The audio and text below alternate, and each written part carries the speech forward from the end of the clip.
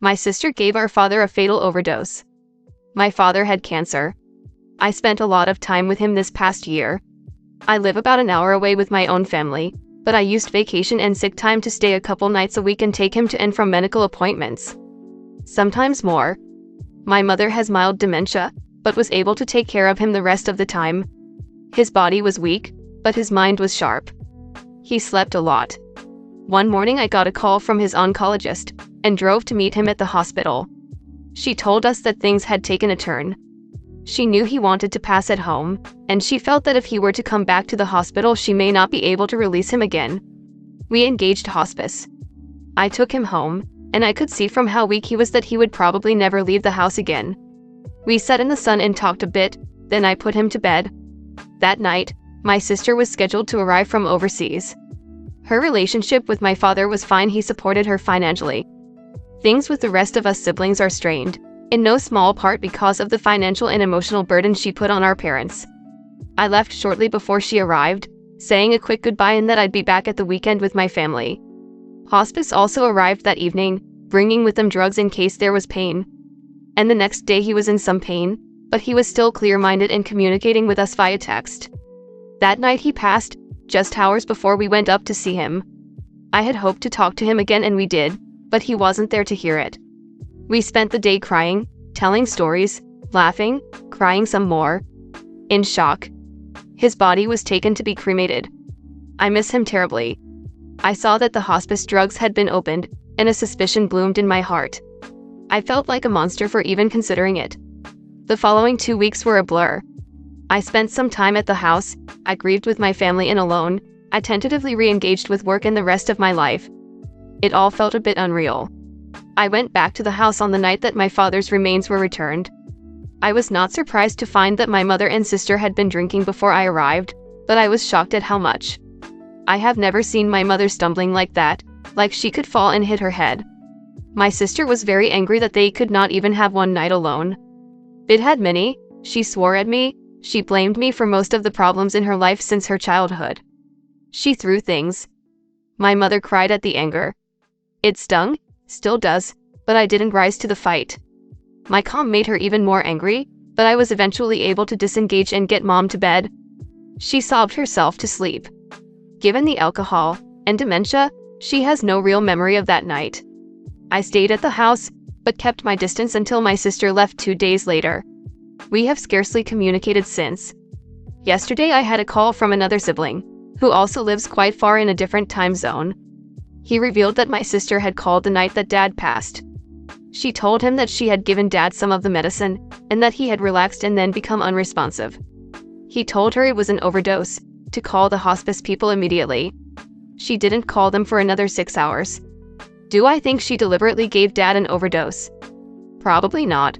Probably it was a mistake. And then maybe she panicked. I think it was a terrible lapse of judgment, as was the amount she later let my mom drink. And I think her anger at me came out of that guilt. I know Dad would have passed soon thereafter anyway. Maybe that weekend, maybe after a week. I am a proponent of death with dignity, and would have helped him take the medicine myself, if that is what he wanted. But I don't think he was there yet. I really wish I'd gotten to say a better goodbye, that my family had been able to talk to him one last time. And now I don't feel I can ever trust my sister again. Comment. OP, I'm so sorry for your loss. I lost my dad in hospice for CHF a couple years ago and it hurts. Your relationship with your family is clearly complicated and I know you are all grieving. I can't speak to all of your relationships because those are personal things, there's a lot of history there, and it sounds like a lot of past hurt and grief. However, I do want you to consider one thing. You say your sister had a good relationship with your father, to the detriment of the rest of his children's relationships, sadly. You also say that your father was still himself and mentally sharp and clear. It very much sounds to me like your father may have asked this of your sister. Maybe you can't see it now, but please give some serious consideration to the possibility. I hope you are able to give your family and very especially yourself some grace and time to heal and process.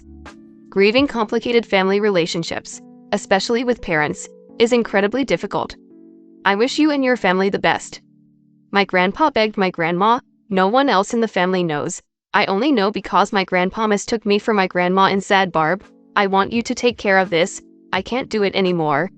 Told my grandma about it. She went into the living room and I overheard him repeating himself.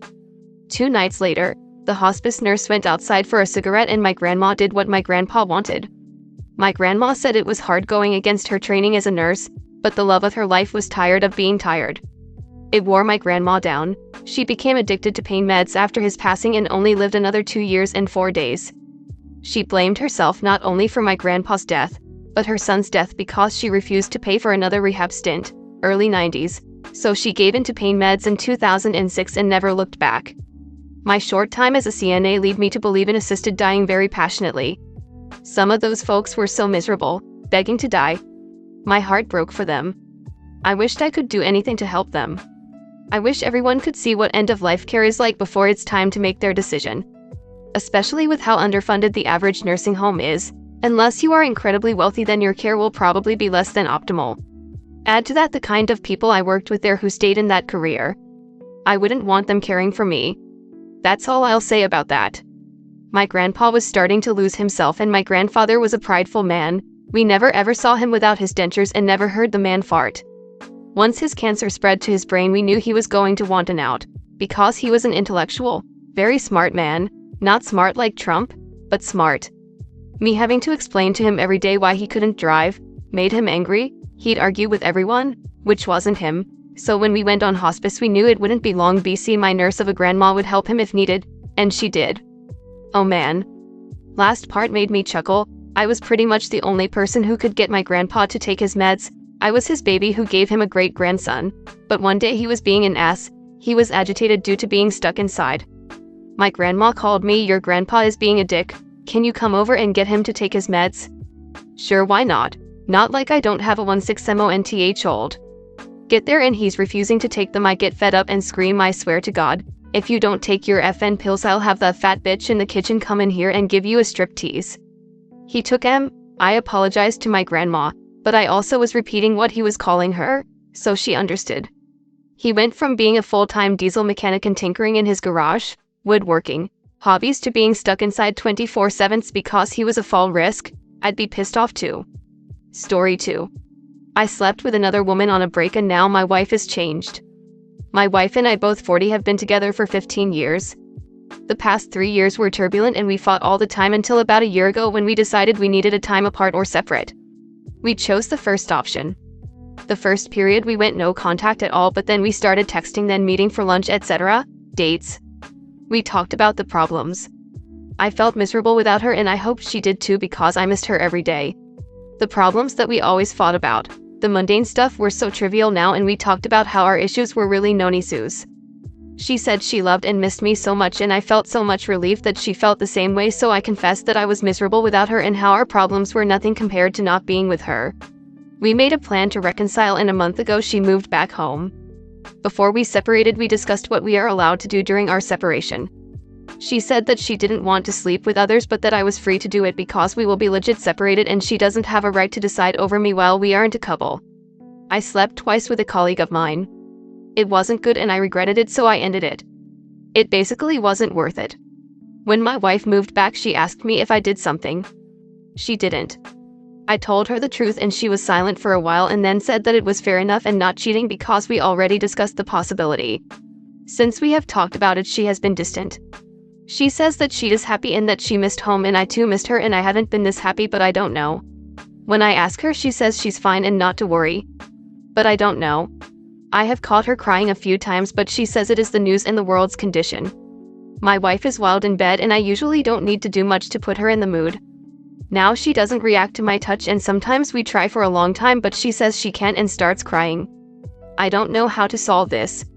I don't know if I'm imagining things, but even a hug or a kiss, I felt her going rigid in my arms, but she insists it's nothing and just that she isn't in the mood or tired. I miss her warmth. Comment. If my husband and I were separated and I found out he slept with a coworker, I'd be climbing the walls thinking about if he'd always found her attractive, if he'd always wanted to sleep with her, if he would be tempted again, if they flirt with each other at work, and constantly questioning if I could trust him around her. Man, I know you were separated, but a coworker would be hard to swallow. Put yourself in her shoes and see how you'd feel. I'd imagine you probably need to make some decisions around your work if you want to salvage this with your wife. Yet for someone who was so heartbroken over the situation, and knowing his wife wasn't doing the same, to move so quickly to sleeping with someone he knew, a coworker, multiple times, and only stopped BC it wasn't good, screams premeditated. Like, as the wife, I'd be questioning if he asked for a break, because he wanted to cheat without guilt or repercussions. Like if the sex had been good, would they have even gotten back together, or would he still be banging the coworker? You're not imagining things. She just knows she shouldn't be sad because you guys were separated, but she is, and that's why she is hiding. Honestly, sounds like she also lost her attraction towards you because of this too. So you need marriage counseling immediately. Edit, I don't know how I missed the colleague part, but if you don't do something about it, you're soon going to lose your wife permanently. She's probably thinking, was he always attracted to her? He must be considering that he ran to her the second we broke up and came back when he saw the grass is not greener. Honestly, she deserves a better partner than that. I want to know why you slept with the person twice if you said it wasn't that good. Like, how can you love your wife and miss her with your dick in another person? Did you miss her before you slept with them? Or was it after the second time that you missed her? And did you only miss her because you said she was wild in bed and the new partner wasn't? Would you still be with your coworker if they were wild in bed too? Is that the reason you missed your wife? These are questions a complete stranger has. I can't imagine what your wife is going through. You two need help, and I hope you two get it if you guys want to stay together and work this out. I have a feeling you haven't even provided all of the important details. How long were you no contact with your wife? How long did it take you to seek out and sleep with this coworker? Does your wife know this person? Have you talked about this coworker before? Did you sleep W this other person while you were texting/meeting for lunch/reconciling with your wife? Did you sleep with her in the no contact period or when you two started dating again? How long were you apart before you replaced her in your bed? Did you have a thing for the coworker before you separated? Did you sleep with her in your marital bed? Your wife is hiding her feelings because she feels she has no right to be upset because she gave you permission. But something in theory and something in reality are two very different things, which she probably realizes now. If your intention when you separated was to work on your marriage and at some stage to get back together, you should have waited to jump into bed with someone else, and you are a fool to have thought your wife wouldn't look at you differently. Without therapy, I'm not sure she is going to come back to you emotionally.